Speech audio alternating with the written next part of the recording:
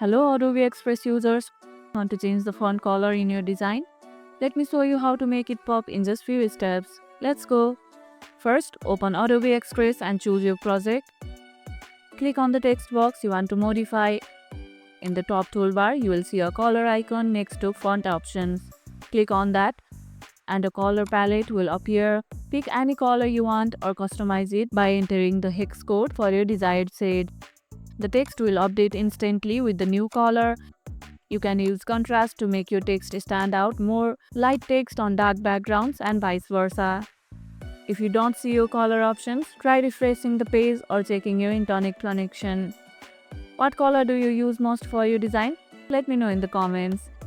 If this tutorial helped, hit the like button, share it, subscribe, and drop a comment below. Thanks for watching, and I'll see you in the next one.